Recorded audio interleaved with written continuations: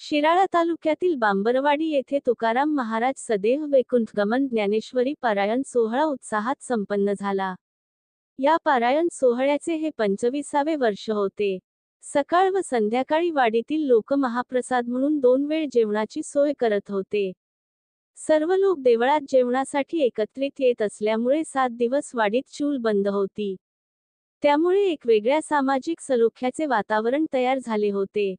हा पारायण सोहळा 9 ते मार्च 16 पर्यंत सुरू होता।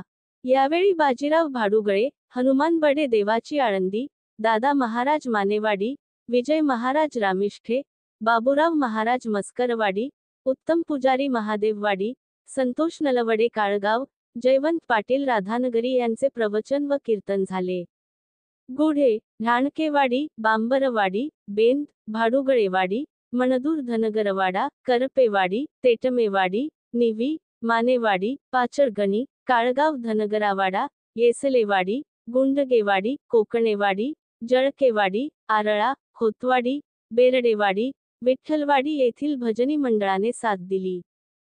पहाटे 4 ते 5 काकड आरती, 8 ते 11 वाचन, सायंकाळी 5 ते 6 हरिपाठ, 6 ते 7 प्रवचन, रात्री 9 ते 11 कीर्तन, 11:30 नंतर हरी जागर अशा कार्यक्रमाचे आयोजन करण्यात आले होते।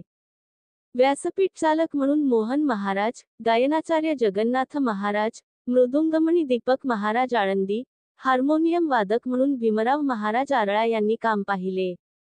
शनिवारी सकाळी अभिषेक करून सायंकाळी दीपोत्सव करण्यात आला। त्यानंतर चंद्रकांत बर्गे चिंचनेर, निम, सातारा यांच्या भारुडाचा कार्यक्रम झाला। रविवारी सकाळी 8 ते 10 गाथा प्रतिमा व दिंडी मिरवणूक काढण्यात आली। मोहन महाराज आळंदी यांचे काल्याचे कीर्तन झाले। दुपारी महाप्रसादाने कार्यक्रम संपन्न झाला।